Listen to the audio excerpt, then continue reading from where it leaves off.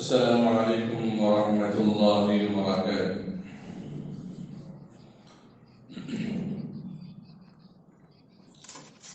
الحمد لله نحمده ونستعينه ونستغفره ونؤمن به ونتوكل عليه ونعوذ بالله من شرور أنفسنا ومن سيئات أعمالنا. من يهده الله فلا مضل له ومن يضلله فلا هادي له، ونشهد أن لا إله إلا الله وحده لا شريك له، ونشهد أن سيدنا وحبيبنا ونبينا ومولانا محمدا عبده ورسوله. اللهم صل على محمد في أول كلامنا، اللهم صل على محمد في أوسط كلامنا، اللهم صل على محمد في آخر كلامنا، اللهم صل على محمد وعلى آله وأصحابه وأزواجه وأهل بيته أجمعين. أما بعد، فأعوذ بالله من الشيطان الرجيم. بسم الله الرحمن الرحيم. يا أيها الذين آمنوا ادخلوا في السلم كافة ولا تتبعوا خطوات الشيطان. أما بعد، فقد قال النبي صلى الله عليه وسلم: الجنة تحت أقدام الأمهات. صدق الله مولانا العظيم وصدق رسوله النبي الكريم. نحن على ذلك من الشاهدين لمن الشاكرين، والحمد لله رب العالمين. قابل قدر بزرگوں، عزیز نوجوان ساتھیوں، اللہ رب العزت کا بے انتہا فضل اور کرم، اس کا احسان عظیم ہوا۔ اللہ رب العزت نے مجھے اور آپ کو اپنے مبارک گھر کے اندر مہمان بنا کر اپنے مبارک گھر میں رحمت کی جگہ عطا کر کے مجھے اور آپ کو سعادت بخشی ہے، مجھے اور آپ کو نیکی بخشی ہے، مجھے اور آپ کو برکت عنایت فرمائی ہے۔ وہ آیت: وَمَن يَعْمَلْ مِثْقَالَ ذَرَّةٍ خَيْرًا يَرَهُ۔ اگر ذرہ برابر بھی نیکی لے کر آؤ تو اللہ تمہاری اس نیکی کو قبول فرما لیں گے، اس نیکی کو بہانہ بنا کر جنت الفردوس میں اعلیٰ سے اعلیٰ مقام عطا فرمائیں گے۔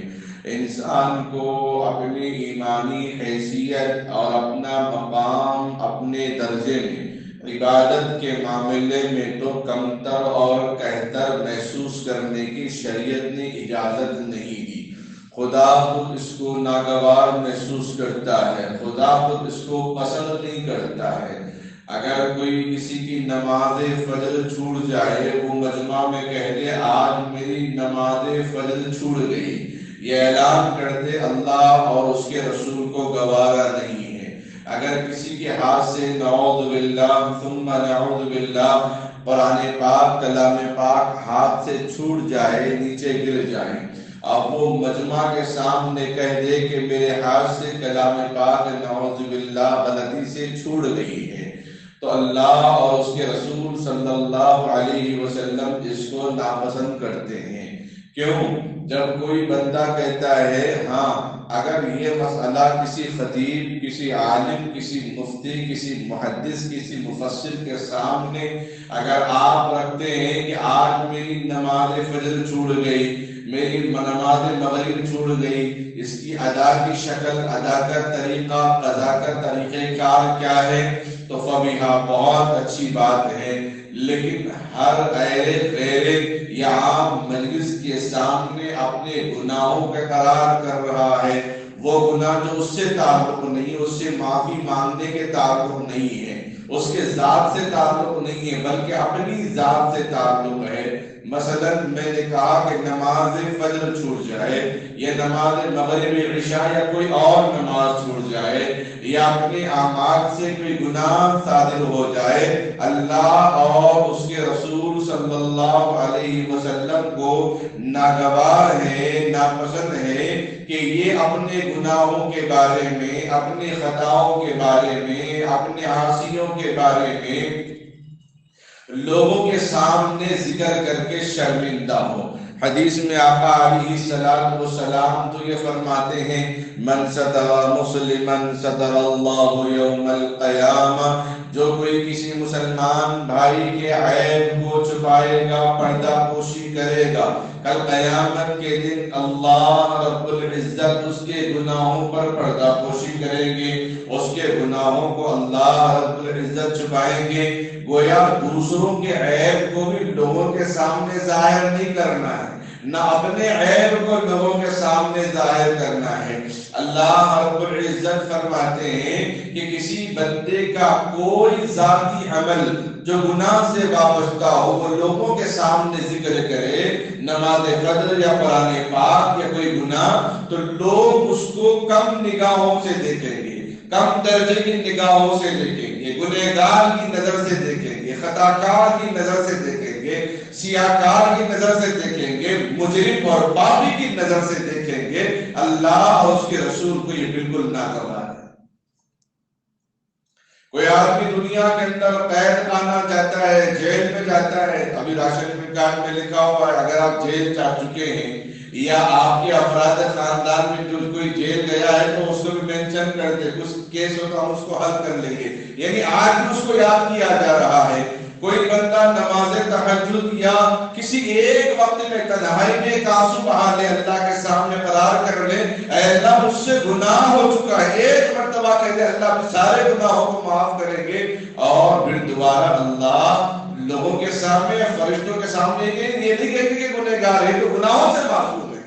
یہ اللہ کا فرمان ہے، یہ اللہ کا ارشاد ہے۔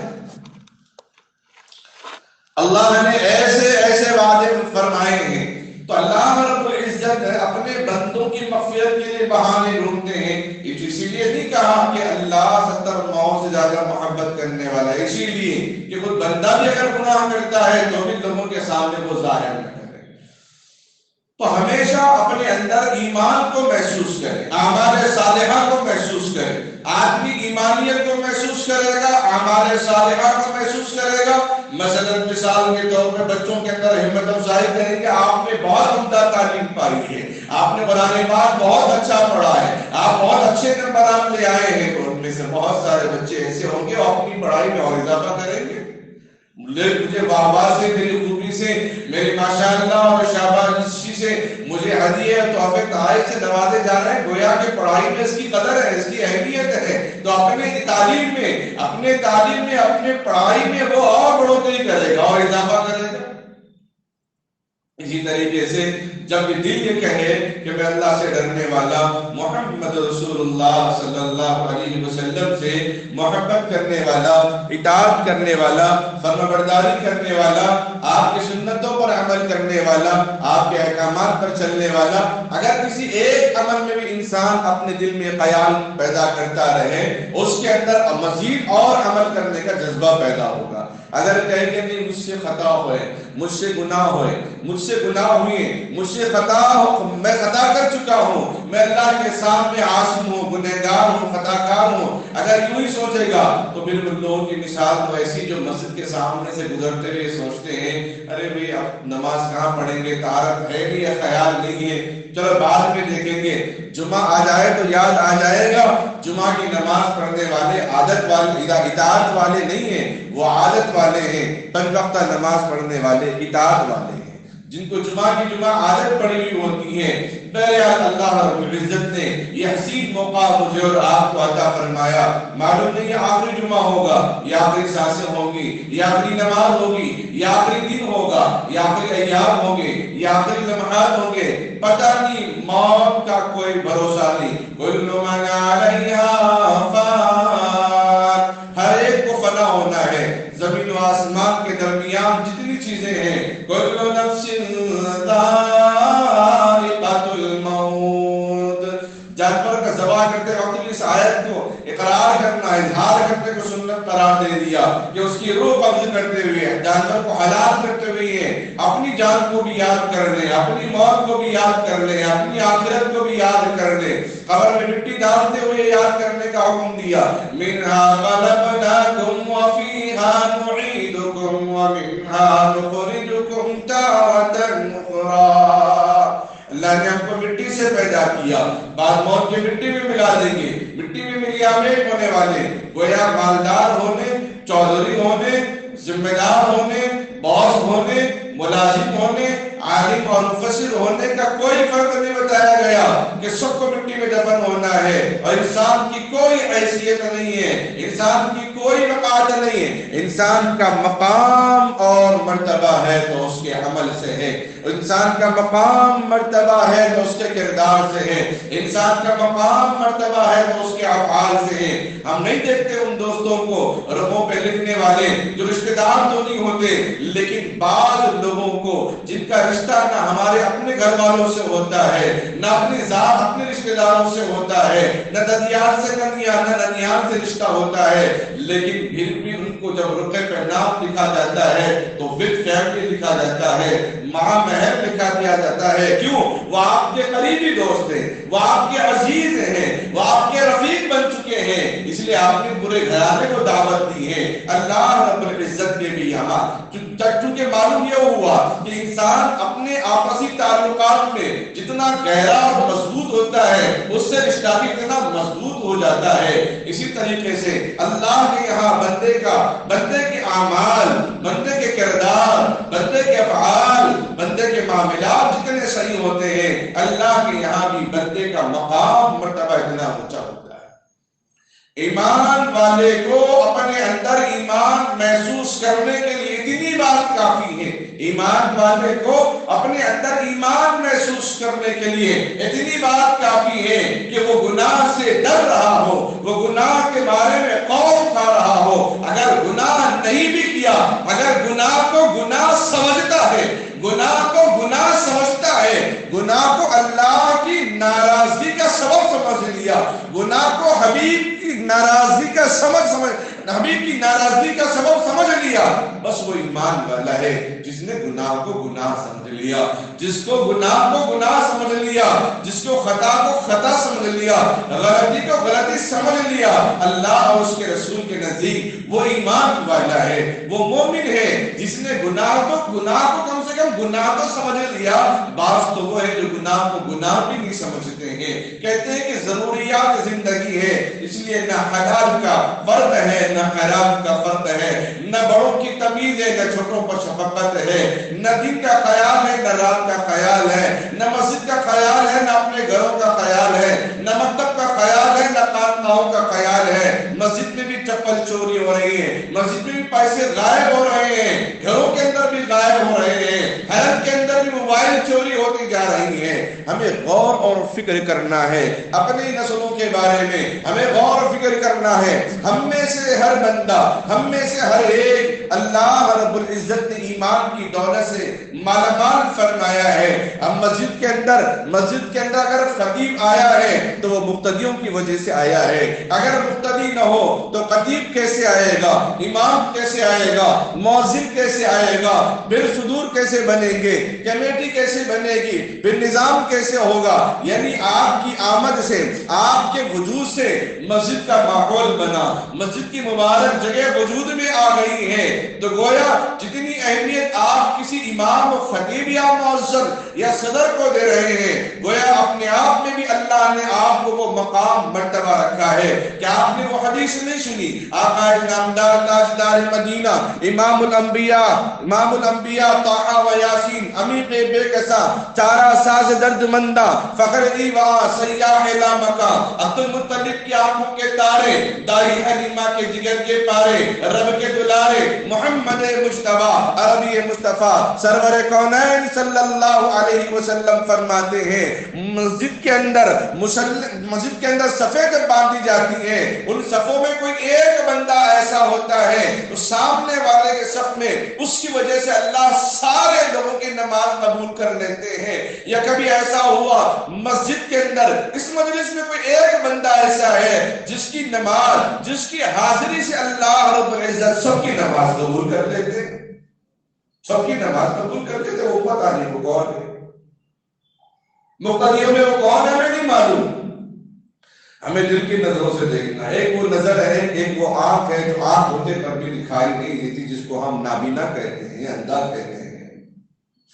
ایک وہ آنکھ ہے جو نظر تو ہے نظر میں تو ہے وہ چیز دکھائی تو دیتی ہے لیکن دل کے اندر احساس نہیں ہوتا غلطی کا احساس نہیں ہوتا. ظلم کرتے جا رہا ہے مارے جا رہا ہے پیٹا جا رہا ہے کاٹا جا رہا ہے بموں سے اڑایا جا رہا ہے ظلم زیادتی ہو رہی ہے ظلم بربریت ہو رہی ہے ظلم کا ننگا ناچ ہو رہا ہے لیکن پھر بھی کوئی ترس نہیں کوئی رحم نہیں کوئی توجہ نہیں کوئی فکر نہیں کوئی خیال نہیں کوئی تصور نہیں کوئی سوچ نہیں کوئی دور اندیشی نہیں ہے.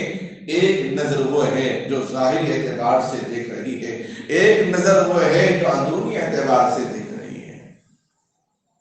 غلطی کرتے ہوئے دیکھا غلطی کو غلطی نہ سمجھے تو گویا کہ وہ اندھا ہے.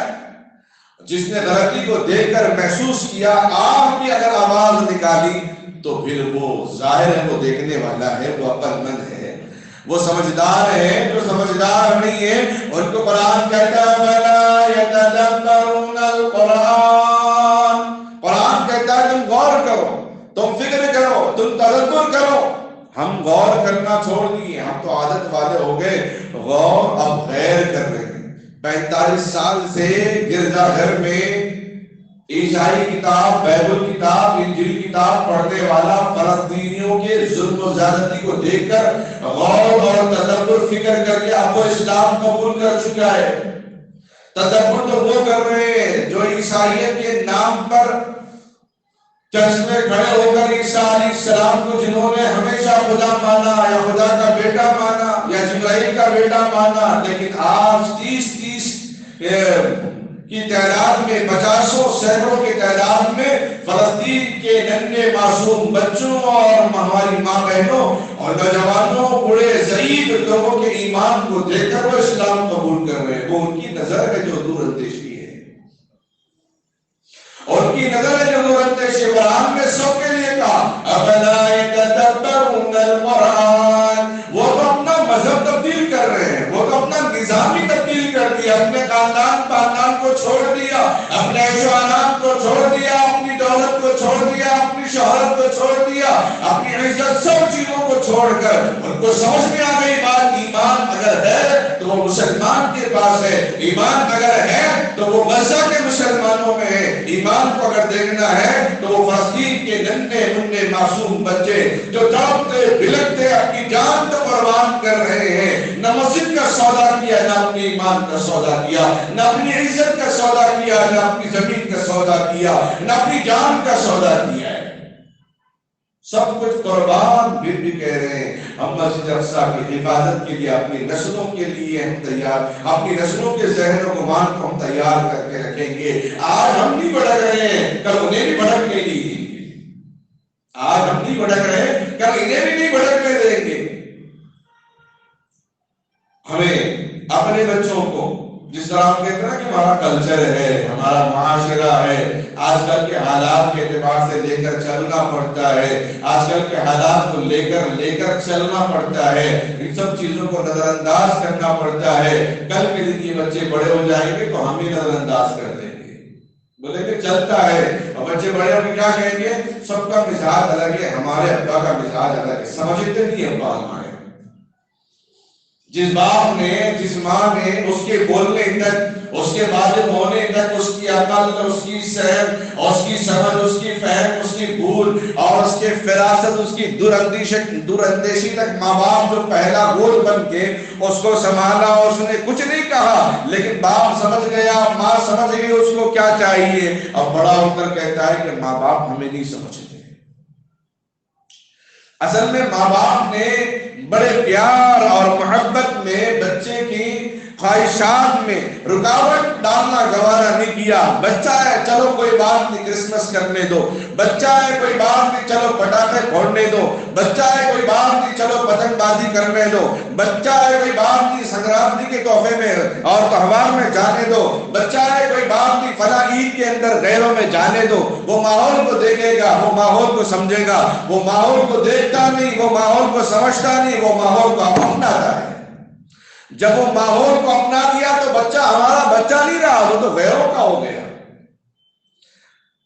حضرت علی میاں ندوی رحمۃ اللہ علیہ نے ایک عجیب و غریب جملہ کہا ہے کہ ایک جن عیسائیوں کی جماعت ایک پادری کے پاس، بہت بڑا پادری تھا، اس کے پاس گئے، کہا کہ مسلمان بچے پڑھ رہے ہیں، اپنے ایمان کے اندر جستجو پیدا کر رہے ہیں، فلاں فلاں ہے، وہ ان کی تنظیمیں بن رہی ہیں، فلاں فلاں ہے۔ تو پادری نے کہا کہ پریشان کیوں ہوتے ہو، غمزدہ کیوں ہوتے ہو، اتاولے کیوں پڑھ رہے ہو، پریشان نہ ہو، غمزدہ نہ ہو۔ لوگ کہنے لگے کیسے غمزدہ نہ ہو، کیسے پریشان نہ ہو، مسلمان تو اپنی تنظیمیں بنا رہا ہے، مسلمان تو اپنی پارٹیاں بنا رہا ہے، مسلمان تو اپنا پیسہ بنا رہا ہے، مسلمان تو اپنا گھر بنا رہا ہے، مسلمان تو اپنی شہرت بنا رہا ہے، اپنے نام و نمود کے لیے کام سب چیزیں کر رہا ہے، ان کی بڑی تعداد جمع ہو رہی ہے۔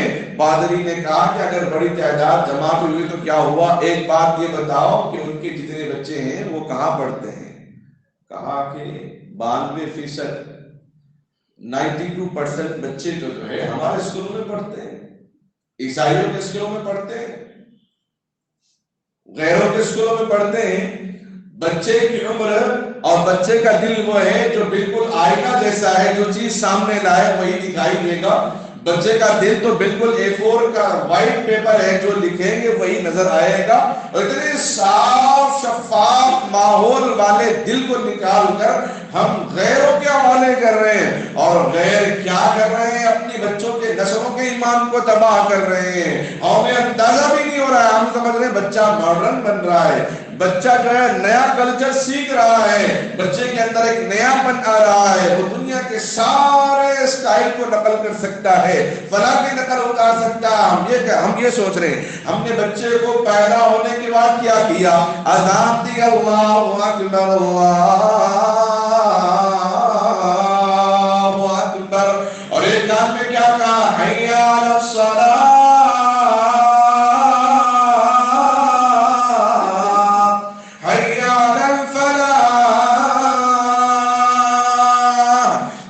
پیدا ہونے کے بعد نبی نے کہا اس کے کان میں سب سے پہلے اللہ کی صدا ہو، اللہ کے نام پر ندا ہو، اللہ کے نام پہ آواز ہو، پہلے اس کے کان اللہ کا نام سنے، اللہ کے نام کے اس کی تاثیر اس کے جسم کے اندر، اس کے دل و دماغ میں پہنچ جائے۔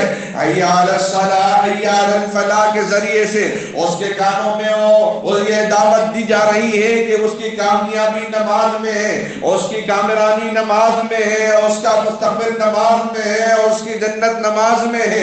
اور تحریر کرائی جاتی ہے کیا، کھجور کو بہت ایک دم نرم کر کے اس کو پورے حرم میں گھمایا جاتا ہے، اور کیوں، کسی بڑے بزرگ اللہ والے کے ذریعے سے وہ صفات، وہ بزرگانہ صفات، وہ خصوصیات کہ نبی پاک علیہ السلام کی سنت ہے، اس تحریر کے ذریعے سے جو منہ سے کھایا جاتا ہے وہ جسم کا خون اور رگ و ریشے، اس کے ہڈی، اس کے جسم کا لوتھڑے کا حصہ بن جاتا ہے۔ جب کسی اللہ والے اور بزرگ کے نبی کی سنت پر عمل پیرا ہو کر شہد کھجور کی تحریر کرائی جائے گی، اس کے اثرات، اس کا تاثر اور اس کے خیال اس کے سارے جسم کے اندر، خون کے اندر، اس کے ہڈیوں میں چلا جائے گا، تو اس کے اندر بھی نیک بننے کی صفت پیدا ہوگی، اچھے بننے کی صفت پیدا ہوگی، بزرگ بننے کی صفت پیدا ہوگی، نیک مومن بننے کی صفت پیدا ہوگی۔ اس لیے تو ہم نے ایک کان میں اذان دلوایا تھا ایک کان میں اقامت دلوائی تھی اور اس کے بعد تعینی کروا کر ہم نے یہی اندازہ لگایا کہ بچہ بڑا ہوگا تو بڑا نیک بنے، صالح بنے.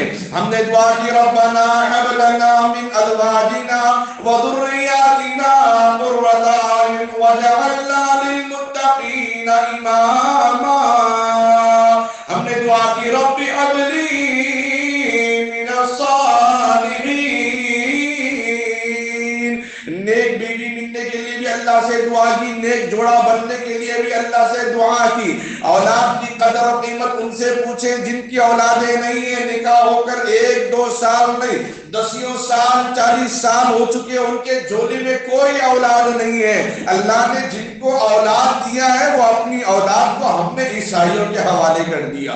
بچہ جب بولنا شروع کر دے تو ہم مکتب بھیج کر کسی استاد کا انتظام کر کے ہم کہتے ہیں بچہ بیٹا پڑھو لا الہ الا اللہ محمد رسول اللہ. اول کلمہ طیب پڑھایا نہیں پڑھایا آپ کے استاد نے؟ طیب مانے پاک پڑھایا نہیں پڑھایا؟ طیب کے مانے پاک اس وقت رٹایا، اس وقت سمجھایا. اور موت کے اختتام پر اگر اس کو نہیں سمجھا تو اس کی موت مرتد ہو جائے گی، اس کی موت کافرانہ موت ہوگی، اس کی موت عیسائی موت ہوگی، اس کی موت یہودیت کی موت ہو جائے گی. عزیر علیہ السلام، عزیر ابن اللہ، عزیر علیہ السلام کو یہودیوں نے خدا کا بیٹا بنایا، عیسائیوں نے عیسیٰ علیہ السلام کو خدا کا بیٹا بنایا. جبکہ عیسیٰ علیہ السلام نے پیدا ہوئے 3 دن میں بشارت سنا دی، اپنی ماں کے لیے خوشخبری سنا دی، عزت کا پروانہ نازل کر دیا. قال انی عبد اللہ آتانی الکتاب وجعلنی نبیا وجعلنی مبارکا اینما کنت واوصانی بالصلاة والزکاة ما دمت حیا. عیسیٰ علیہ السلام نے پیدا ہوتے سب سے پہلے یہی جملہ کہا قال انی عبد اللہ، میں اللہ کا بندہ ہوں، میں جبرائیل کا بندہ نہیں، میں جبرائیل کا بیٹا نہیں، نہ خدا کا بیٹا ہوں، میں تو اللہ کا بندہ ہوں. اللہ نے مجھے کتاب عطا فرمائی، اللہ مجھے نبی بنایا ہے، اللہ نے مجھے پیدا فرمایا، اللہ نے میرے حکم سے پیدا فرمایا. اگر اس عقیدے کو مانتے ہیں تو ہم نے کہا طیب مانے پاک. پاک کا مطلب یہ ہے کہ خدا کی خدائی میں کوئی شریک نہیں. وہ لم یلد ہے ولم یولد ہے، وہ کسی اولاد میں سے نہیں، نہ اس کی کوئی اولاد ہے. ان 2 چیزوں کو اگر ہم نے سمجھ لیا تو کیا کرسمس کے موقع پر آج شام کو جانے کے بعد، مسجد سے نکلنے کے بعد اپنے پیاروں سے، اپنے معصوموں سے، اپنے ننھے منھے بچوں سے، اپنے جگر کے پاروں سے، دل کے ٹکڑوں سے، آنکھوں کی ٹھنڈک سے، اپنی اولاد سے پوچھنا 25 26 دسمبر 1 جنوری کو کیا آپ نے اپنے دوستوں کو میری کرسمس ڈے کا آپ نے مبارکبادی سے ان کو نہیں نوازا؟ مبارکبادی کیا ان کو نہیں دی؟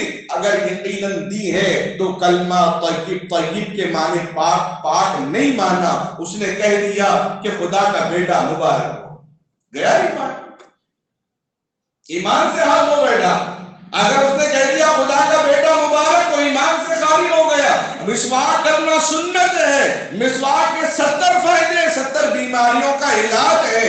مسواک سے نماز میں 70 درجے اضافہ ہے. لیکن کسی نے مسواک کا انکار کر دیا کہ مسواک کرنے کو میں نہیں مانتا تو وہ کفر میں چلا گیا. حدیث کا انکار اس نے کر عمل نہیں کیا وہ گنہگار ہے، فرائض پر نے عمل نہیں کیا وہ گنہگار ہوگا. لیکن اگر انکار کر دے تو وہ کفر میں چلا جائے گا. ایک زمانہ تھا بچپن میں والد صاحب ہمارے پرنسپل تھے، تو جب ہمیں بھی ہماری چیزیں معلوم نہیں تھی تو جو ٹار کے تھیلے آتے تھے ناریل کے رسی کے آیا تھیلا پھٹا کے بھر کے والد صاحب ہمارے لایا کرتے تھے، ہم پھوڑتے تھے بچپن میں. اس کے بعد جب ہمارے چاچا مدرسے سے فارغ ہوئے اس کے بعد آگے بتایا کہ نہیں غیروں کا طریقہ یہ عمل کے لیے مناسب نہیں ہے، فوراً اسی وقت بند کر دیا، فوراً اسی وقت بند کر دیا. ہر چیز کو ہم نے بھی دیکھا اپنی آنکھوں سے، یہ مت سمجھے کہ ہمیں کیا معلوم. ہر چیز کو ہم نے بھی اپنی آنکھوں سے نظارہ کیا ہے، اپنی آنکھوں سے دیکھا ہے. اور غیروں کے تہوار میں کیا ہوتا ہے؟ شریعت نے اسی لیے تو کہا کہ غیر کے نام پہ اگر جانور ذبح ہوا تو وہ حلال نہیں ہے.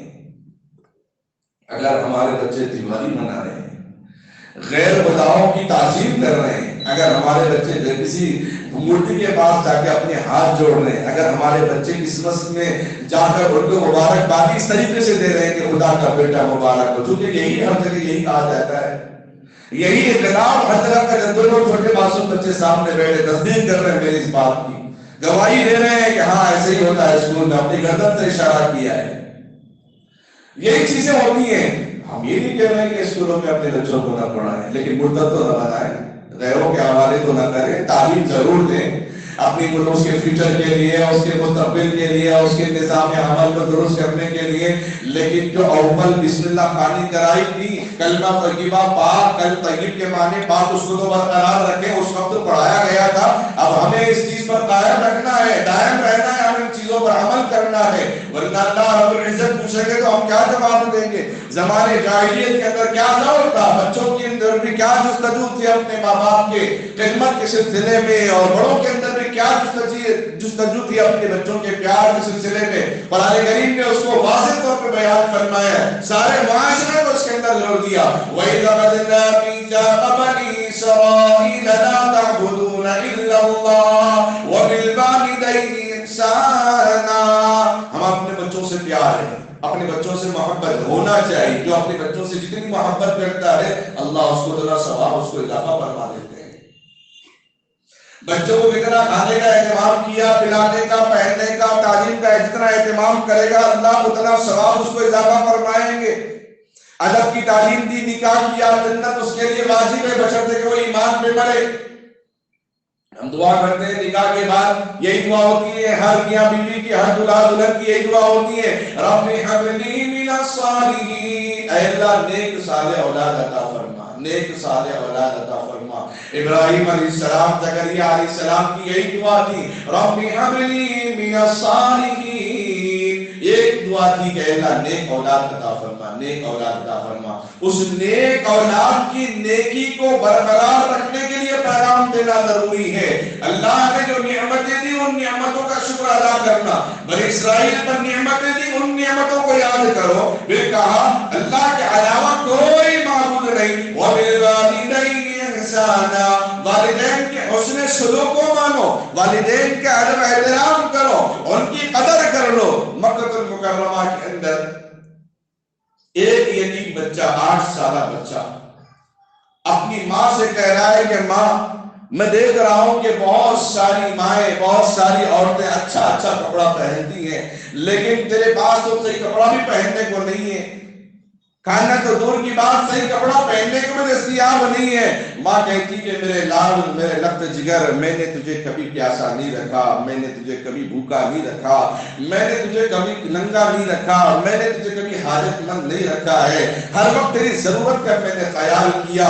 بیٹا کہتا ہے ماں وہ تو ٹھیک ہے، میرے لیے تجھے سب کچھ کیا، لیکن تو نے اپنے لیے کچھ نہیں کیا۔ میں جاتا ہوں اپنے چچا کے پاس، میرے چچا کے پاس بہت سارا مال ہے، میں اس سے ایک چادر طلب کر لوں گا، میں تیرے لیے ایک چادر لاؤں گا، میں تجھے اس حال میں دیکھ نہیں سکتا، میرے آنسو بہ رہے ہیں۔ وہ فوراً دوڑتا ہے، ماں روکتی ہے کہ بیٹا مت جا، کسی کے پاس بھی نہ جا، ہاتھ نہ پھیلا، لیکن بیٹا سنتا نہیں، میں اپنی ماں کی ضرورت کے لیے، ماں کے لیے ایک صحیح چادر لانے کے لیے وہ اپنے چچا کے پاس جاتا ہے، دروازہ کھٹکھٹاتا ہے، چچا دروازہ کھولتا ہے، کہتا ہے کیا بات ہے؟ بیٹا کہتا ہے کہ چچا آپ کے پاس تو بہت سارا مال ہے، دولت ہے، بہت ساری چیزیں ہیں، میں آپ کا بھتیجا ہوں، میری ماں کے پاس ایک صحیح کپڑا پہننے کو موجود نہیں، ایک چادر دے دینا۔ چچا یہ باتیں سن کر فوراً مار پیٹ شروع کر دیتا ہے، اتنا مارا خون سے لہو لہان ہو گیا، پتھر سے دے مارا۔ وہ بچہ اپنی جان بچا کر دوڑتا ہے، وہ دوڑتے دوڑتے اپنی ماں کے پاس جاتا ہے، ماں دور سے دیکھ کر بے چین بے قرار ہوتی ہے کہ ہائے میرے لال کو کیا ہو گیا، فوراً اپنے سینے سے لگاتی ہے اور اس کو اپنے پانی سے نہلاتی ہے اور کپڑا پہناتی ہے۔ تو بچہ کہتا ہے کہ چچا نے ایک چادر دینے کے بجائے یہ کہا مجھے مارتے مارتے اگر تیری ماں کا بھی انتقال ہو جائے تو کفن مانگنے کے لیے بھی میرے پاس نہیں آنا۔ بہت رویا۔ کسی نے مجھے راستے میں کہا کہ بیٹا مکہ المکرمہ میں محمد نامی ایک شخص سے وہاں جا، وہاں تجھے چادر ملے گی۔ وہاں سے کہتا ہے ماں مجھے ایک امید اور باقی ہے، میں مکہ تمہارے کعبہ میں جاؤں گا، وہاں محمد نامی ایک شخص ہے، میں اس سے ایک چادر مانگ لوں گا۔ کہو صلی اللہ علیہ وسلم۔ ماں کہتی ہے بیٹا کہیں نہیں جانا، محمد کے بارے میں تو لوگوں نے کہا وہ تو جادوگر ہے، نعوذ باللہ، وہ تو مجنون ہے، وہ تو شاعر ہے، شاعر مجنون، بلا ہے۔ قرآن میں واضح طور پہ بتا دیا ہے کہ نہ آپ شاعر ہے، نہ مجنون ہے، نہ فلا ہے، نہ بلا ہے، آپ تو ایک نبی ہیں۔ بہرحال وقت کی دندامنی ہے تو فوراً اس بچے نے کہا کہ نہیں ماں، ایک آخری امید ہے، میں وہاں جاتا ہوں۔ نہیں اس کے کلام کے اندر جادو ہے، جائیں گے تو جادو چل پڑے گا، فلاں ہوگا فلاں ہوگا۔ بیٹے نے کہا نہیں، ایک آخری امید ہے، تو نے میرے لیے سب کچھ برباد کر دیا، کیا میں تیرے لیے چادر کا انتظام نہیں کر سکتا؟ وہ نکلتا ہے، خانے کعبہ میں داخل ہوتا ہے، دیکھا کہ لوگوں کا مجمع ہے، آقا سرکار دو عالم صلی اللہ علیہ وسلم تشریف فرما ہے، وہ گول چکر کاٹ رہا ہے، وہ نہیں جانتا کہ محمد رسول اللہ اس میں کون ہے۔ وہ گول چکر کاٹتا ہے، دیکھا ایک شخص کو کے پر میری نظر پڑی، بڑے حسین، بڑے جمیل، بڑے خوبصورت چاند ان کے سامنے شرما جائے، ان پر میری نظر نہیں پڑی اور میں پیچھے سے چلا گیا۔ مجلس لگی ہوئی تھی، خانقاہ موجود ہے، مجلس لگی ہوئی ہے، میں پیچھے سے چلا گیا اور محمد رسول اللہ صلی اللہ علیہ وسلم کے کندھے پر ہاتھ رکھ کر کہا انت محمد۔ آقا علیہ السلام دیکھ کر کہتے ہیں کہ ہاں میں محمد ہوں۔ بیٹا بتاؤ کیا بات ہے؟ میں نے صرف ایک ہی جملہ کہا کہ میں یتیم ہوں۔ آقا علیہ السلام فوراً کھڑے ہو جاتے ہیں، بیٹا تو یتیم ہے، میں بھی یتیم تھا، تیری ماں بیوہ ہے، میری ماں بھی بیوہ تھی۔ فوراً اس یتیم کے لیے آپ عظیمت کھڑے ہو جاتے ہیں، اس بچے کے لیے ادب بجا لاتے ہیں، اپنے سینے سے لگاتے ہیں اور پوچھتے بیٹا کیا بات ہے، تجھے کیا چاہیے؟ بیٹا کہتا ہے کہ میری ماں کے پاس صحیح چادر نہیں ہے، اپنے چچا کے پاس میں نے چادر مانگنے کے لیے گیا تو اس نے میرا برا حال کر دیا تھا۔ آقا علیہ السلام لوگوں کے سامنے اعلان نہیں کر رہے کہ لوگوں آج مکے کے اندر ایک یتیم آیا ہے، آج تمہیں محمد رسول اللہ اعلان کر رہا ہے تمہارے درمیان ایک یتیم کی ضرورت کو پوری کی جائے، ایک یتیم کی حاجت کو پوری کی جائے۔ آقا علیہ السلام فوراً اپنے جسم سے چادر کو نکالا، شال کو نکالا اور بچے کو عنایت کیا، کہا بیٹا جا اپنی ماں کی چادر دے دینا اور خوش ہو جا۔ وہ بچہ خوشی خوشی چادر لے کر اپنی ماں کے آغوش میں آتا ہے، وہ چادر دیکھ کر خوش ہو جاتی ہے کہ میرا بیٹا مراد ہوا، کامیاب ہوا، وہ چادر لے آ رہا ہے۔ وہ قریب آیا اور کہا کہ اماں جس طرح لوگوں نے محمد کے بارے میں کہا ہے وہ سب خیر باتیں تھی، جیسے میں نے دیکھا ویسے میں نے نہیں سنا ہے، بہت میں نے حسین و جمیل دیکھا ہے، میں نے صبر والا پایا ہے۔ وہ محمد کے سامنے میں نے صرف یہ کہا کہ میں یتیم ہوں، انہوں نے کہا کہ بیٹا میں بھی یتیم تھا، میری ماں بھی بیوہ تھی، تیری ماں بھی بیوہ ہے۔ آج تک کسی نے محبت سے اتنی قدر کی نگاہوں سے مجھے کسی نے نہیں دیکھا، عظمت کی نگاہوں سے کسی نے آج تک مجھے نہیں دیکھا۔ ماں آج پہلی مرتبہ میں نے کسی انسان کو دیکھا جو رحمت کی روپ میں، شفقت کی روپ میں، عنایت کی روپ میں مجھ پر رحمتیں برسائی ہیں۔ یہ شال، یہ چادر آپ کو عنایت فرمایا ہے۔ ماں کہتی ہے بیٹا تجھے کلمہ تو نہیں پڑھوایا، بیٹا تجھے ایمان کی دعوت تو نہیں دلائی؟ بیٹا کہتا انہوں نے مجھ سے کچھ بھی سوال نہیں کیا، میں نے کہا کہ یتیم ہوں تو بس وہ فوراً کھڑے ہو گئے، میری تعظیم کے لیے کھڑے ہو گئے اور کسی سے کوئی سوال بھی نہیں کیا، اپنی چادر نکال کر اپنے جسم سے کہا کہ تیری ماں کو تحفے کے طور پہ دے دینا۔ ماں یہ وہی چادر میں اپنے ہاتھ سے تجھے اڑانا چاہتا ہوں، اور اپنے شال کو لیا اور اپنی معصوم ہاتھوں سے اپنی ماں کے اوپر اڑا رہا ہے، اور ماں بھی رو رہی ہے اور بچہ بھی رو رہا ہے۔ ماں کہہ رہی ہے بیٹا جا اس محمد رسول اللہ سے کہہ دینا ہم نے اسلام قبول کر لیا ہے۔ بیٹی نے کہا کہ ماں میرا بھی دل یہی چاہتا ہے۔ آقا سرکار دو عالم صلی اللہ علیہ وسلم نے اپنے بچوں کے ساتھ کیسی شفقت کی تعلیم دی۔ بچے سے نہیں کہا کہ بیٹا تم کسی مسلمان کے بچے ہو، بچے سے یہ نہیں پوچھا کہ بیٹا کیا تم نے اسلام قبول کرنے کے یہاں آئے ہو۔ آقا علیہ السلام کی ان حدیثوں کو یاد کرو، ان باتوں کو یاد کرو۔ آقا نے بچوں کی ترغیب میں، بچوں کی تعلیم میں کیا بیان فرمایا ہے؟ 7 سال کا ہو جائے نماز کی ترغیب دو، 10 سال کا ہو جائے تو نماز کی تاکید کرو، اگر بالغ ہونے کے بعد نماز نہیں پڑھتا تو وہ گنہگار ہو جائے گا۔ یہ تعلیم آقا سرکار دو عالم صلی اللہ علیہ وسلم نے عطا فرمائی ہے، ایک یتیم کے لیے، ایک بیوہ کے لیے، ایک مظلوم کے لیے، ایک غلام کے لیے، ایک تاجر کے لیے، ایک باپ کے لیے، ایک بیٹے کے لیے۔ آپ دنیا کے اندر جتنے رشتے موجود ہیں سارے رشتوں کے لیے آپ آپ کو اللہ تبارک و تعالیٰ نے ایک آئیڈیل بنا کر بھیجا. لقد كان لكم في رسول الله اسوة حسنہ، آپ کو اس میں حسنہ بنا کر اللہ تبارک و تعالیٰ نے بھیجا ہے.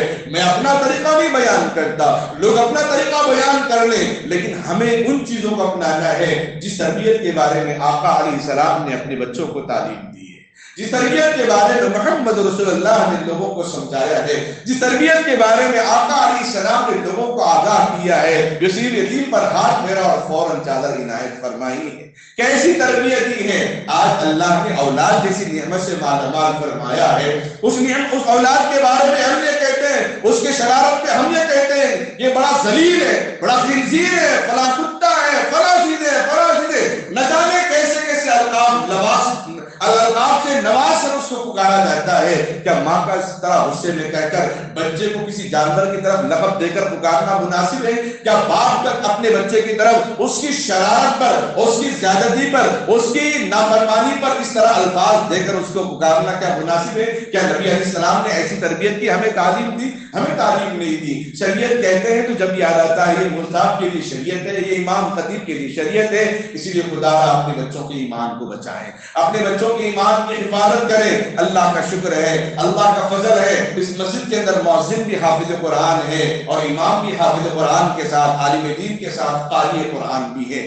آج ہمیں ضرورت ہے اپنے بچوں کو قرآن پاک کی تعلیم دلوانے کی، ضرورت ہے عقائد کو ہمیشہ محفوظ کرنے کی. ہر دور میں عقیدے کو ٹٹولنے کا حکم دے دیا گیا ہے، ہر دور میں، ہر زمانے میں ایک عالم، ایک محدث، ایک صحابی کو حکم دیا ہے اپنے ایمان کا جائزہ لو، اپنے ایمان کا محاسبہ کرو. بڑے اللہ کی بہت بڑی نعمت ہے. فضل صاحب کی یہی کوششیں رہی کہ بہترین قاری مسجد مل جائے تو بہت اچھی بات ہے. اللہ نے وہ نعمت سے بھی نوازا ہے. امام بہتر مل جائے، پڑوسی بہتر مل جائے، شریک حیات اگر صحیح مل جائے تو اللہ کی نعمتوں میں سے بہت بڑی نعمت ہے. ہم میں سے بہت سارے لوگ یہاں قریب ہیں، رمضان کا مہینہ بھی آ رہا ہے، اپنی قرآن صحیح کر لے. قاری صاحب کے پاس، امام صاحب کے پاس اپنی قرآن کی تصحیح کر لے کسی نہ کسی ایک نماز میں. میں جب اس وقت مصروف نہیں تھا، کم عمری کے اندر، میں نے ایک نوجوان کو صرف 15 دن میں قرآن کی تجوید بھی صحیح کرا اور اردو بھی 15 دن میں ایسی مکمل کرا. اگر آج اس سے گفتگو کریں گے، گفتگو کرتے ہوئے آپ کہیں گے یہ تو کوئی عالم معلوم ہو رہا ہے. سوائے مغرب کی نماز کے 4 نمازوں کے بعد 15 منٹ مجھے وہ نوجوان وقت دیتا تھا. وہ 15 منٹ میں اس کے قرآن کی تصحیح کرتا اور اس کو اردو سے بھی واقف کراتا. اور کتابوں کے نام دینے کی وجہ سے کتابیں اتنی انبار اس کے گھر کے اندر موجود ہے. حاضر میں نیا مکان بنا کر دعا کے لیے گیا، جا کے آیا، بڑی خوشی ہوئی. ایسی ایسی کتابیں ہیں تفسیر کے کثیر فلا فلا. ایک عالم کے گھر کے اندر بھی ایسی کتابیں، ایسی کتابوں کا مطالعہ وہ چل رہا ہے. وہ حافظ نہیں، عالم نہیں ہے.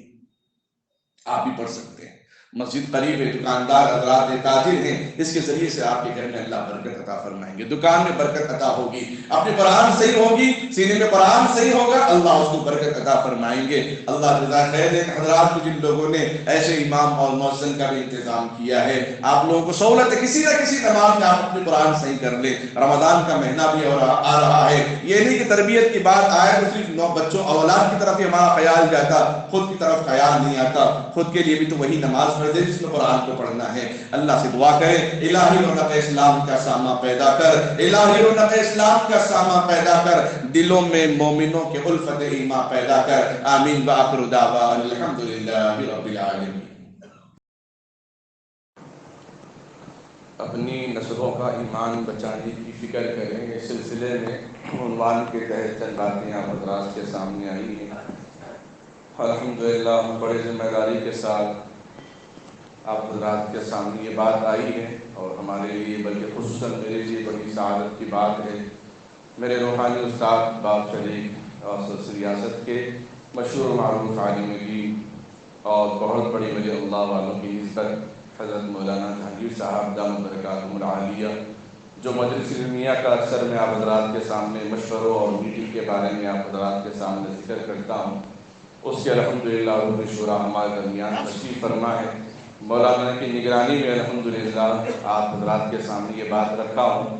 اور مزید گزارش آپ حضرات سے یہ ہے اپنے نونہالوں کے سلسلے میں کہ صبح اٹھنے کے بعد بچوں کو جو 5 کلمے یاد کروائے تھے اس کا ورد کرانے کا اہتمام کریں، اس کو 1 مرتبہ پڑھانے کا اہتمام کریں.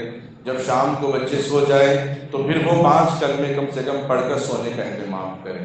ویسے آقا سرکار دو عالم صلی اللہ علیہ وسلم کلمہ طیبہ پڑھنے کا اہتمام کرتے، تیسرا کلمہ پڑھنے کا اہتمام کرتے، اور اس کے ساتھ معوذتین یعنی سورہ ناس سورہ فلق پڑھنے کا اہتمام کرتے۔ یہ کلمے تو وہ ہیں جو ایمان کی حفاظت کرنے والے، اور معوذتین سورہ ناس سورہ فلق یہ وہ آیتیں وہ صورتیں ہیں جو ہمیں جسمانی، روحانی اور حاسدین کے حسد سے، جنات و شیاطین کے شرور و فتن سے، گھر کو نظر بد سے بچانے والی ہیں۔ اسی لیے ان صورتوں کو بچوں کو پڑھنے کی ترغیب دیں، بچوں کو جو تعلیم دیں عملی طور پر اس کو ترغیب دیں کہ یاد کرنا نہیں ہے، یاد کرنے کے ساتھ عمل بھی شروع کرنا ہے۔ جس طرح ہم کہتے ہیں کہ فلاں چیز وہاں نہیں رہنی چاہیے ورنہ کوئی اٹھا کر لے جائے گا، اس کے بعد دوبارہ وہ چیز وہیں رہ گئی، سارے گھر والوں کو بلا کر تنبیہ کرتے ہیں میرے کہنے کے باوجود یہ چیز یہاں کیوں ہے۔ اسی طریقے سے ایک مرتبہ بچے کو بتا دیا بیت الخلاء میں جانے سے پہلے دعا پڑھنا ہے، جب بھی وہ بیت الخلاء جائے دعا گھر میں زور سے پڑھ کے اندر داخل ہو جائے، تاکہ دوسرے بچوں کو، گھر کے ماحول کو بھی یہ معلوم ہو جائے، گھر میں رہنے والوں کو یہ ماحول مل جائے کہ ہاں بیت الخلاء میں جاتے وقت دعا پڑھنا ہے۔ ورنہ جلد بازی میں ہم بھول جاتے ہیں۔ کبھی ایسا ہوتا ہے چھوٹوں سے ہم سبق حاصل کرتے ہیں، کبھی ایسا ہوتا ہے بڑوں سے سبق حاصل کرتے ہیں۔ بچوں کو اس کی ترغیب دیں، بیت الخلاء میں جا کر پڑھنا نہیں ہے، پڑھ کے داخل ہونا ہے، پھر نکل کے دعا پڑھنا ہے۔ اندر تو بات کرنا بھی منع ہے، پڑھ کے داخل ہونا ہے، نکل کے دعا پڑھنا ہے۔ اس میں تو اور دعائیں جو آقا سرکار دو عالم صلی اللہ علیہ وسلم نے بچوں کے بارے میں، اپنوں کے بارے میں، بڑوں کے بارے میں فرمایا، اعوذ بکلمات اللہ التامات کلھا من شر ما خلق۔ دوسری دعا بسم اللہ الذی لا یضر مع اسمہ شیء فی الارض ولا فی السماء وهو السمیع العلیم۔ جو موذی جانور سے، ہر بلاؤں سے بچنے کا یہ نبوی نسخہ ہے۔ ان چیزوں کا اہتمام کریں، پھر جو آپ تعلیم دیں انشاءاللہ بچوں کا ایمان سلامت رہے گا، بچوں کو وہ باتیں یاد رہے گی کہ میرے والد جمعہ کے دن مجھے نماز کے لیے انگلی پکڑ کر لایا کرتے تھے، شب معراج میں، برات میں، تعطراتوں میں، شب قدر میں، عیدین میں لایا کرتے تھے۔ اسی طرح سے دوسرے اعمال سنتوں کو بھی بچے یاد کریں گے۔ اس سے یاد کریں گے کہ میرے والد نے اس کو ترغیب دی۔ مجھے اچھی طرح یاد ہے جب مجھے بولنا آیا، میرے استاد نے مجھے نمازوں کے نام نہیں سکھائے، میرے والد نے مجھے 5 نمازوں کے نام سفر میں بیٹھا ہوا تھا میرے والد نے مجھے سکھائے ہیں۔ اگر آپ اپنے بچوں کو سکھائیں گے، بچے بڑے ہونے کے بعد اس طریقے سے یاد کریں گے، استاد کا ثواب بھی ملے گا باپ کو، اور باپ ہونے کا ثواب بھی اس کو ثواب ملے گا۔ ماحول کو بہتر بنائیں گھر کے اندر، اللہ سے خوب دعا کریں، اللہ ہم سب کو کہنے سننے سے زیادہ عمل کرنے کی سعادت نصیب فرمائے۔ آپ شاید سوچ رہے ہوں گے جب اتنے بڑے عالم دین ہمارے درمیان موجود ہے تو میں نے ان کو آتے راستے میں کہہ دیا کہ خطاب آپ کا رہے تو بہتر ہے۔ حضرت نے عملاً کہہ دیا یہ فرض آپ کی ذمہ داری ہے، آپ اپنے فرض کو بخوبی حسن خوبی نبھائیں، دعائیں ہماری آپ کے ساتھ ہیں۔ تو حضرت کی دعاؤں سے پھر چند گزارشات آپ حضرات کے سامنے میں نے کیا، اللہ مجھے بھی عمل کی توفیق عطا فرمائے۔ درود شریف پڑھیں۔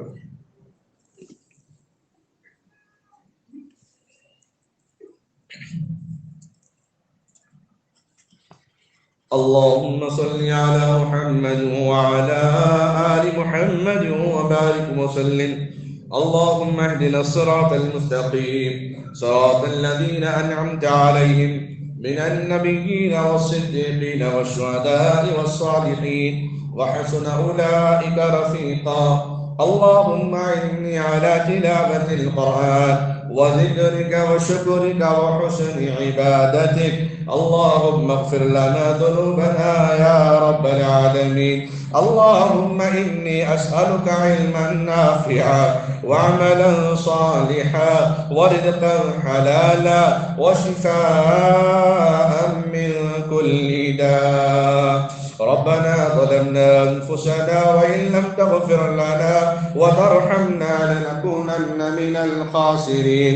رب اجعلني مقيم الصلاة ومن ذريتي ربنا وتقبل دعاء. رب اغفر لي ولوالدي وللمؤمنين يوم يقوم الحساب. رب هب لي من الصالحين. رب ارحمهما كما ربياني صغيرا. لا إله إلا أنت سبحانك إني كنت من الظالمين. حسبنا الله ونعم الوكيل ونعم المولى ونعم النصير. هو الله الذي لا إله إلا هو الأول والآخر والظاهر والباطن وهو بكل شيء عليم. اللهم لك الحمد كما تحب وترضى عدد ما تحب وترضى. جزا الله أن محمدا معه أهله صلى الله عليه وسلم. اے اللہ ہم سب کے گناہوں کو معاف فرما. اے اللہ ہم سب کے خطاؤں کو درگزر فرما. اے اللہ ہم گنہگار خطا کار سیاہ کار مجرم ہیں. اے اللہ پھر بھی تیرے بندے ہیں. اے اللہ اپنے فضل و کرم سے ہم سب کو معاف فرما. اے اللہ تو رحیم رحم کا معاملہ فرما. اے اللہ تو کریم کرم کا معاملہ فرما. اے اللہ تو ہر گھڑی دینے کو تیار ہے. جو نہ مانگے اس سے تو بیزار ہے. اے اللہ ہم تیرے در میں بار بار بھیک مانگتے ہیں. بار بار تیرے دربار میں آ کر اپنا ہاتھ پھیلاتے ہیں. اے اللہ تیرے در کے علاوہ کوئی در نہیں. اے اللہ جہاں ہمیں ملنے کی کچھ امید ہو اے اللہ اپنے فضل فرما کرم فرما رحم فرما عافیت کا معاملہ عطا فرما. اے اللہ بیماروں کو شفا عطا فرما. اے اللہ پریشان حال لوگوں کی پریشانی کو دور فرما. اے اللہ جو قرض میں ڈوبے ہیں غیب سے ان کے قرض کے بوجھ کو آسان فرما. اے اللہ جو نکاح کے انتظار میں بیٹھے ان کے نکاح کو آسان فرما. اے اللہ بچیوں کے بال سفید ہونے کو ہے. اے اللہ لڑکوں کی جہیز کی مانگ کی وجہ سے اپنے گھروں میں بیٹھی ہیں. اے اللہ نکاح کو آسان بنا زنا کو مشکل سے مشکل بنا. اے اللہ جو بیوہ ہے طلاق شدہ ہے اثر نہ ان کا بھی نکاح عطا فرما دے. اے اللہ جو نوجوان بے روزگار ہیں انہیں بہترین روزگاری عطا فرما. اے اللہ جو قرض میں مبتلا ہے غیر سے ان کے قرض کے بوجھ کو آسان فرما. اے اللہ جو جس معاملے میں جس اعتبار سے بیمار اور پریشان حال ہے اے اللہ ان سب پریشانیوں کو دور فرما. اے اللہ حاضرین مجلس کو تو بے انتہا قبول منظور فرما. اے اللہ ساری مسجدوں کو مساجد مدارس مکاتب خانقاہوں کی حفاظت فرما. خصوصاً اس مسجد کی حفاظت فرما. اے اللہ جن لوگوں نے بنایا جن لوگوں نے سجایا جن لوگوں نے محنت کی اے اللہ جو نظام سنبھالے ہوئے ہیں اے اللہ ان کے حسن عمل کو قبول فرما. اے اللہ ان کی محنتوں کو قبول فرما. اے اللہ ہم میں سے ہر ایک فرد بشر کو اے اللہ تیرا گھر تعمیر کرنے کی توفیق عطا فرما. اے اللہ مال کی طاقت نہیں تو کم سے کم اس گھر کو پاک و صاف کرنے والا بنا. اے اللہ اس گھر کی صفائی کا خیال کرنے والا بنا. اے اللہ ہم سب کو بڑوں کا ادب احترام کرنے والا بنا. چھوٹوں پر شفقت کرنے والا بنا. اہل علم کی تعظیم کرنے والا بنا دے. اے اللہ وہ ماں باپ جن کی محنتوں نے ہمیں اس مقام تک پہنچایا اے اللہ جن کے کردار نے اے اللہ جن کی کوششوں نے جن کے لگاؤ اور تڑپ نے ہمیں اس مقام تک پہنچایا اے اللہ انہیں صحت عطا فرما طاقت عطا فرما. اے اللہ ہم سب کے ماں باپ کو تعمر اے اللہ حیات اے اللہ تعمر صحت و عافیت کے ساتھ اے اللہ رکھ. اے اللہ ان کی زندگیوں میں خوشیاں عطا فرما. اے اللہ ان کی مصیبتوں کو درد اور بیماری کو دور فرما. اے اللہ جن کے ماں باپ با حیات نہ ہو ان کی مغفرت فرما. ان کے درجات کو بلند فرما. انہیں کروٹ کروٹ چین سکون راحت اطمینان عافیت نصیب فرما. خصوصاً اے اللہ ہم سب کے اپنے والدین کی خدمت میں حاضر ہونے کی توفیق عطا فرما. اے اللہ خصوصاً مسجد میں جتنے حاضرین ہیں ان کے متعلقین جتنے بیمار ہیں ان سب کو شفا عطا فرما. ان کے متعلقین جتنے مرحومین ہیں مولا ان سب کی مغفرت فرما. ان سب کے درجات کو بلند فرما. اے اللہ ہم سب کو اس دنیا سے رخصت ہونا ہے. اے اللہ ایمان پر خاتمہ فرما. اے اللہ ایمان پر خاتمہ فرما. اے اللہ ایمان پر خاتمہ فرما. ہمارے معصوم نونہالوں کی ایمان کی حفاظت فرما. اے اللہ ہم سب کو ایمان بچانے کی فکر کرنے والا بنا. اے اللہ ہمارے بچے ضرور ہی ہو اے اللہ غیروں کے سکولوں میں چاہیں لیکن ایمان کی حفاظت کرنے والا بنا. نمازوں کی حفاظت کرنے والا بنا. بہترین قرآن پڑھنے کی توفیق عطا عطا فرما، قرآن سیکھنے کی توفیق عطا فرما۔ اے اللہ قرآن سیکھنے کی کوئی عمر قید نہیں، علم حاصل کرنے کی کوئی عمر قید نہیں۔ اے اللہ تجوید کے ساتھ پڑھنے کی سعادت نصیب فرما۔ اے اللہ مسلم ممالکوں کی حفاظت فرما، خصوصاً اے اللہ سرزمین انبیاء فلسطین کی حفاظت فرما۔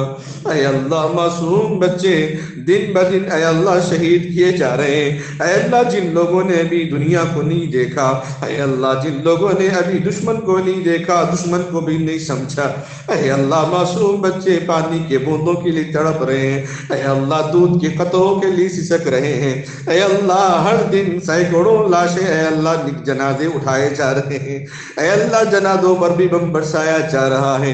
اے اللہ کوئی ادارے، اے اللہ کوئی ٹھکانہ، کوئی ہاسپٹل اے اللہ کوئی محفوظ نہیں، ان کی جان مال عزت آبرو اور ایمان کی حفاظت فرما۔ اے اللہ ان کا ایمان ایسے کہ دنیا کے لیے مثال بن گیا۔ اے اللہ غیر تو اسلام قبول کرتے جا رہے ہیں، اے اللہ ہمیں بھی ہدایت سے مالا مال فرما۔ اے اللہ ہمیں بھی سبق حاصل کرنے والا بنا۔ اے اللہ دشمن کے حق میں اے اللہ ہدایت ہے تو مالا مال فرما۔ اے اللہ نعمت نہیں ایمان کی دولت نہیں تو انہیں نیست و نابود فرما۔ اے اللہ دعاؤں کے ذریعے دواؤں کے ذریعے جان و مال کے ذریعے ان کی مدد و نصرت کرنے کی توفیق عطا فرما دے۔ اے اللہ ان کا کوئی پرسان حال نہیں، اے اللہ جس کا کوئی نہیں اس کا تو خود موجود ہوتا ہے۔ اے اللہ ان کی مدد و نصرت فرما، انبیاء کی سرزمین کی حفاظت فرما۔ اے اللہ جن جن لوگوں نے دعاؤں کے لیے کہا ہو یا لکھا ہو یا ان کا ہم فرق ہو، اے اللہ ان سب کو اپنے جائز مقاصد میں کامیابی عطا فرما۔ اے اللہ اس دعا کو اپنے فضل و کرم سے جناب آقا محمد رسول اللہ صلی اللہ علیہ وسلم کے صدقۃ فعل قبول و منظور فرما۔ وصلی اللہ تعالی علی خیر خلقہ محمد وعلی آلہ واصحابہ وازواجہ وآل بیتہ اجمعین۔ اللهم اغفر للمؤمنين والمؤمنات، اللهم اغفر للمؤمنين والمؤمنات، اللهم اغفر للمؤمنين والمؤمنات والمسلمين والمسلمات والأحياء منهم والأموات برحمتك يا أرحم الراحمين، والحمد لله رب العالمين۔